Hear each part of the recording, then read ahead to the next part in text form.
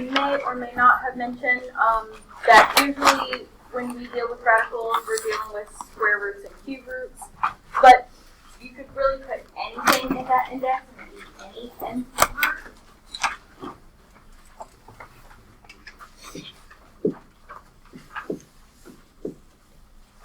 So if I had something a to the 1 over n, that would be the nth root of a. So I could write that as the index being n radical a. Mm-hmm.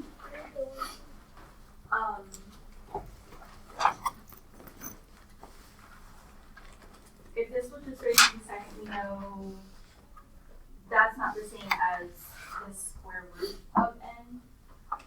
But when we have, if this was 2, this would be the square root of n. So it just disappears, I guess. Because if we have something like this, where it's m over n, it's similar, but that's a to the m. And we see some of those when we were simplifying our radicals with our variables. So we're gonna convert from exponential form to radical form and vice versa.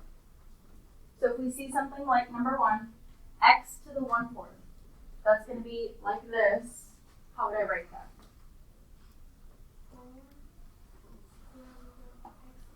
It would be the 4th root of x.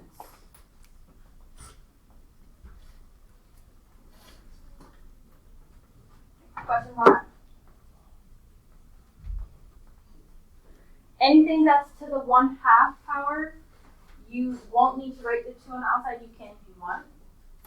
But because everything is in parentheses here, all of this is being raised to the 1/2, so this would all be underneath the square root.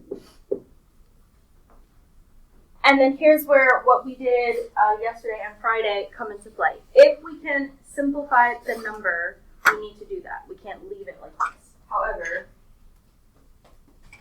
does this have a perfect square that we can divide it by? No. And if I broke it down, the factors are 5 and 3, which don't break down anymore. So this is simplified, as most simplified as it's going to get. Questions so far? So what if you break it to 5 and 3? Those aren't pairs, so nothing's going to come out, and they're both still going to stay in, which is still going to be 15. And same thing with n. Now for 24 to the 1/3, how would I write that in radical form? The cube root of 24. And then let's see if we can simplify this. Now we're in cube root, so perfect cubes. Is there a perfect cube that we could divide this by?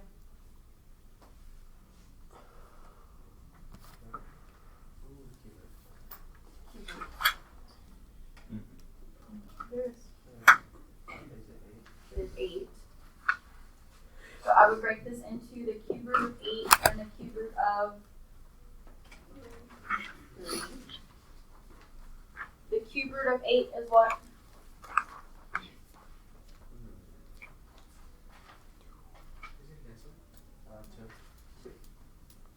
So this would be 2 times the cube root of 3. And if you put in 24 to the 1/3, let's actually do that in a calculator. 2 to the 1/3. You get a decimal. And if I put in 2 times the cube root of 3, we get that same decimal. So even though they look nothing alike, that's what that would simplify to.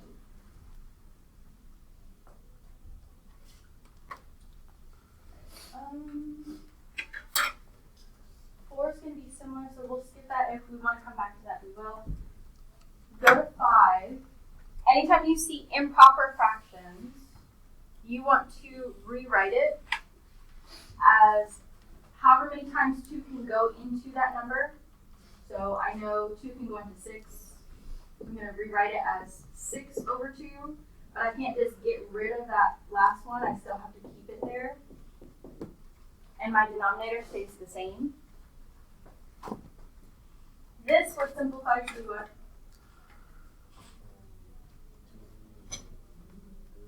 Three, k to the third. And then how would I write this in radical form? The square root of k. So when you see improper fractions, you want to break that down. How many times can this go into that? Write whatever that would be, and then put whatever's left off to the side and write that. Wait, so why didn't you want the 2 over there? The two where? Like with the square root. So you can put that there, but it's assumed to be 2. You don't need it there. Alright, let's try the same thing for 6. So 4 goes into 5 how many times? Just once, so that would be just 4. We have 3 to the 4 over 4 and 3 to the 1 over 4. 4 over 4 would just be 1, so that would just be 3. And then how would I write this in radical form? The 4th root of 3.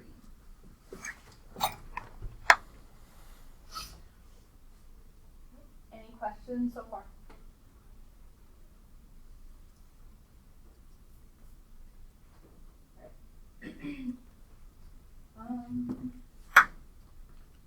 With this one, we're going to do, actually not that one. Yes, that one, sorry. We're going to do the same thing, apply this, but because we have 2 different things on, I did actually want to do that one, but that's okay.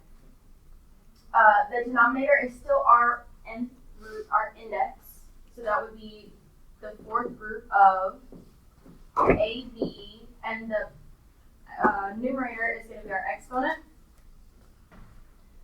But then we want to distribute the exponent. We don't want to leave it in parentheses. So that's going to become the 4th root of a to the 3rd b to the 3rd. Now, so far we haven't been able to simplify any of our 4th roots, but if this was, well, if it was 5, we could have did this. But if somehow we could simplify this more, like 4 goes into that number, then we could keep going. But right now we can't. That one's similar. Let's do 9. Right. Think about what's in parentheses and how I would write this in radical form. Because this one has an exponent, you want to do that first. So how would I write that in radical form?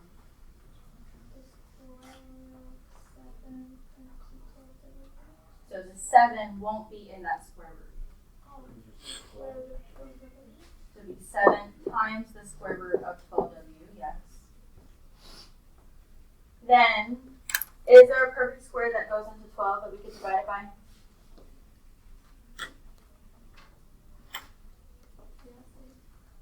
That's not a perfect square. 4. Now the w doesn't have another pair, so that's going to stay inside regardless, but I have 4, and I'm going to put the 3 with the w. And the square root of 4 is 2. So if we multiply 7 and 2, our final answer would be 14 times the square root of 3. Yes. 3w, sorry. Any questions there, or any questions on the ones we skipped over?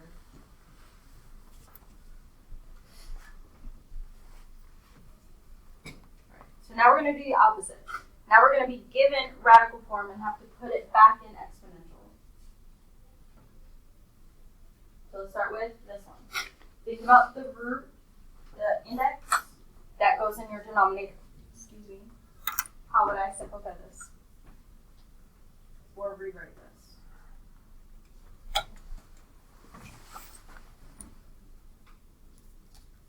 Wouldn't it be 3? You are going to use the 3, but that's going to be in your denominator of the fraction. It's going to be 1/3, so 16 to the 1/3. You can use the parentheses, you don't need them. This one, you could have just put 16 to the 1/3, but the next one you'll need parentheses. How would I write that in exponential form? xy to the 1/3. So just like this? Yeah. No, you have to put parentheses. Yes. Because if you don't do that, then only the y would be the square root of.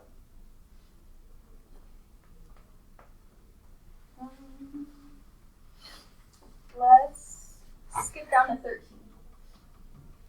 So this one has an exponent. How would we write that one? 22. You're not going to change the space. 11 to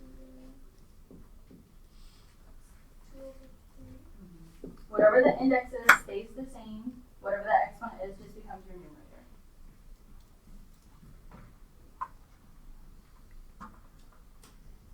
Okay. 15 is a little different because the exponent is on the outside. So how would we write this part first? In exponential form. The square root of 3m. 3m to the 1 1/2. With this? Yeah. Should have been using parentheses. Correct. Right. But all of this is still being raised to the 7th.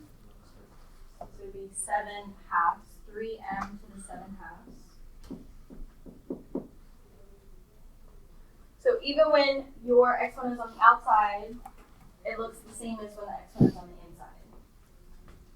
And really, you could write it in radical form either way, you're going to get the same thing.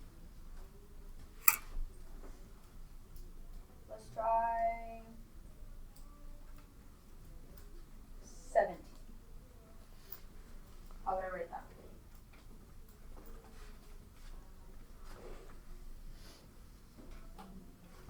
First to multiply 5 and 3. So this is, this one actually wasn't simplified. These weren't simplified at all. So this just wants the exponential, but we could simplify it afterwards. But no, you would be multiplying those because those are two different bases.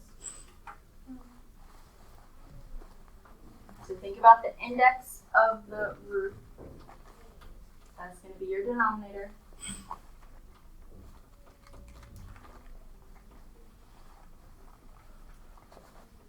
What type of root is this?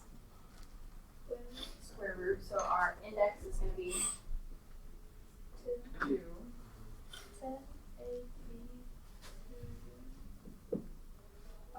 Still 10 to the 5th. Oh.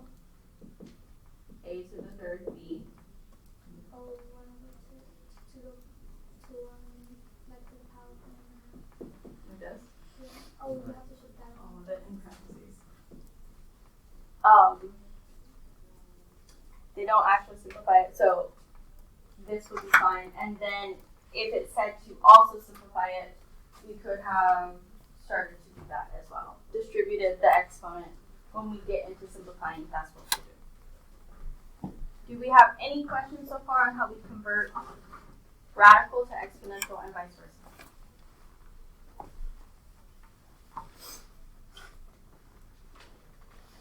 Go on to the next page.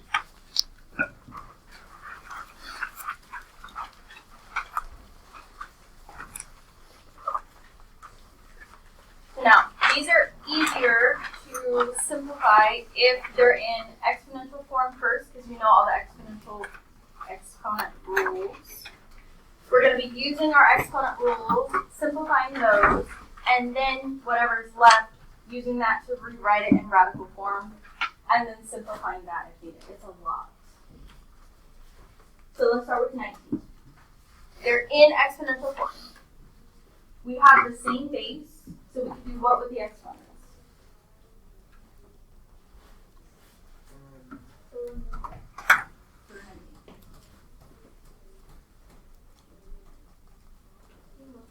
Multiply them.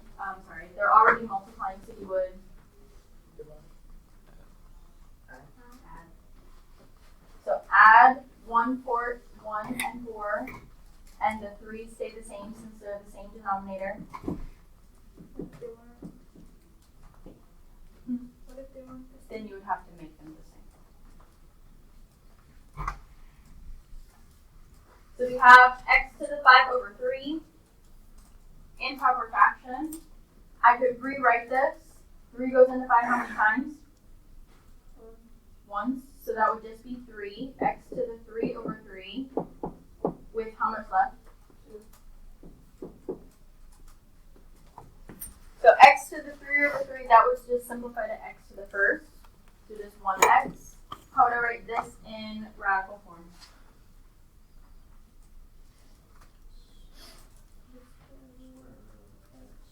Look at the bottom, it's not square root. Cube root of x to the power. Yes.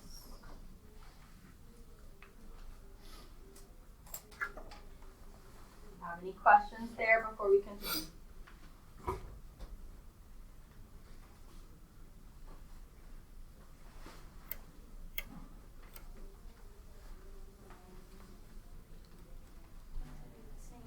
Let's try 21. We are dividing like basis. What are we doing with the exponents? Subtracting. Now here we don't have a common denominator, so we have to make this a common denominator. We're going to multiply these by 2.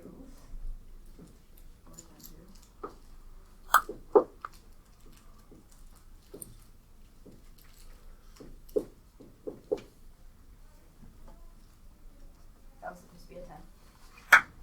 And then I still put that as a 2 instead of 4. Then we can subtract. If we subtracted those two, what would our new fraction be?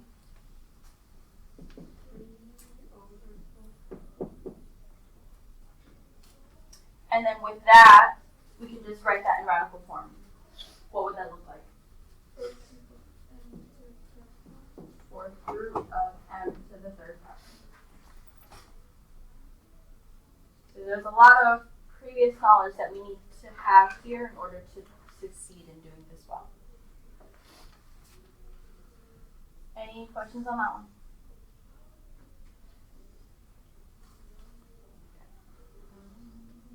Let's try 22. We are raising a power to another power. What are we doing with those exponents? Multiplying. So that one we don't have to change the exponents or anything like that. Just multiply 1 times 5 and 3 times 2. What is that new exponent? 5 over 6. That one we can just write in radical form. What would it look like?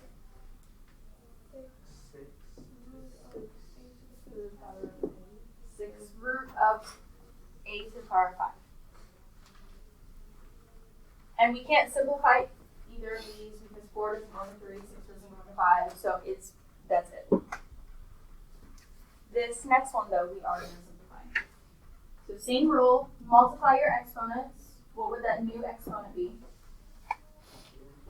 1/4. And then we're going to rewrite this into the 4th root of 32.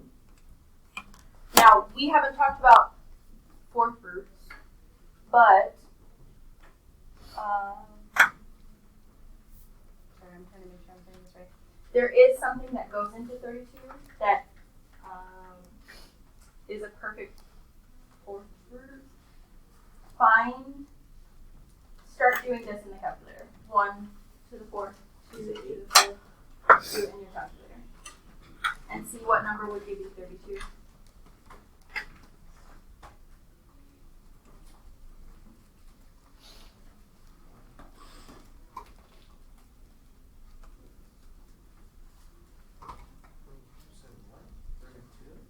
One to the 4th, 2 to the 4th. No, yeah, but we're supposed to get 32. Something that would give you 32. So 2 to the 4th is what? 16. And that divided by 32 divided by 16. We could use that.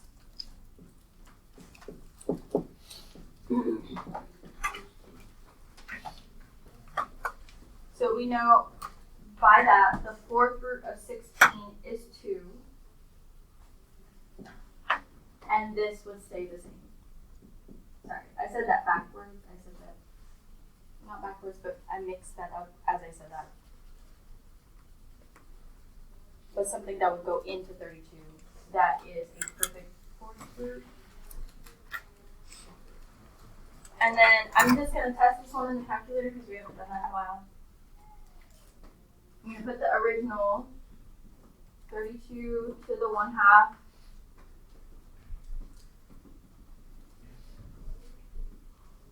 to the 1/2. And then put in our final answer, 2 times the fourth root of 2. So if you go into math, but instead of number 4, you choose 5. Oh, I gotta put in the number first.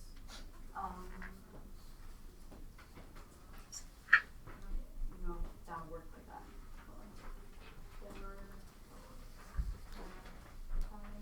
Okay, because I know you have to put the number in first. So if you put in 4, math, and then 5, and then go into the front, then you can put the 2 up there. But we get the same thing. We're going to do a couple more and then stop. I forgot that we were supposed to do simplifying radical this one, and I forgot. We'll do that later. Let's try 24. If we multiply this, we're going to multiply the 2/3 to all of the exponents, including the 8.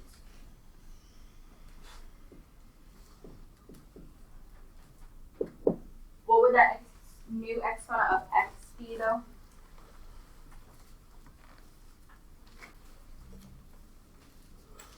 And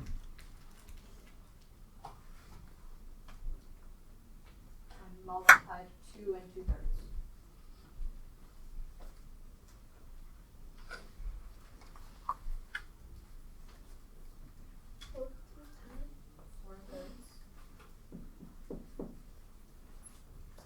And then we can rewrite both of these because these both end in a 3. I can just make this whole thing the cube root. And then I have 8 squared and x to the 4th. I didn't even make that so big. Well, 8 squared. 3 doesn't go into 2, so I couldn't do this part, but I could figure out if maybe 8 squared has a cube root. 8 squared is what?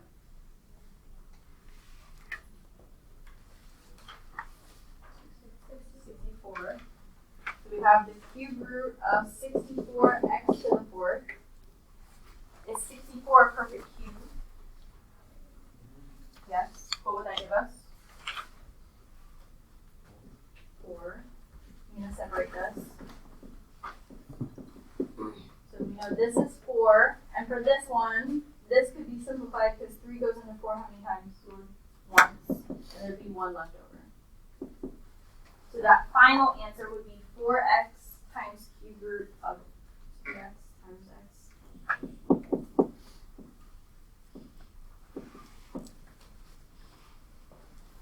So if you can simplify, do that.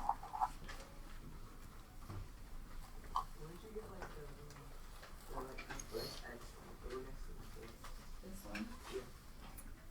3 goes into 4 once with 1 left over. So if we were to break this down, we weren't here when we did this. There is one group of 3s that gets to come out, and there's one that stays inside.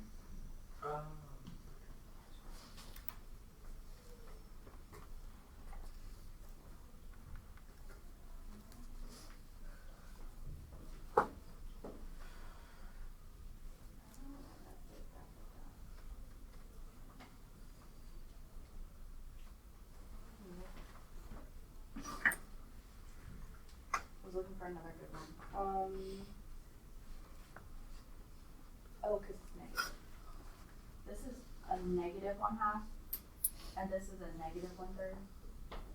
So let's do 25. How would I rewrite this in radical form?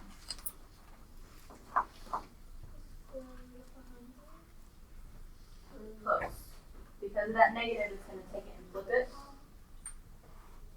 So it would be 1 over the square root of 100. And we know the square root of 100 is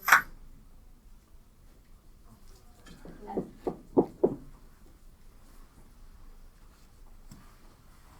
going to go through and mark all the other negatives because some of them are hard to see.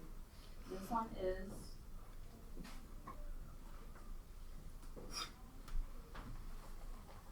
I think that's it actually. Oh, and 26. But that one you can actually see. So these 4 have negatives. 27, then we'll stop for today, and then you can practice. How would I rewrite this in radical form?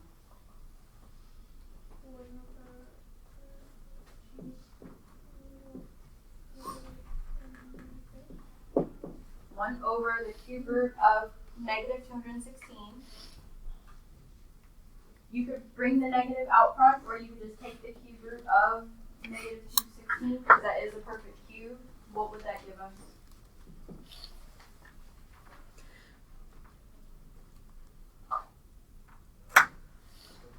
6, but negative 6. So it would be negative 1/6.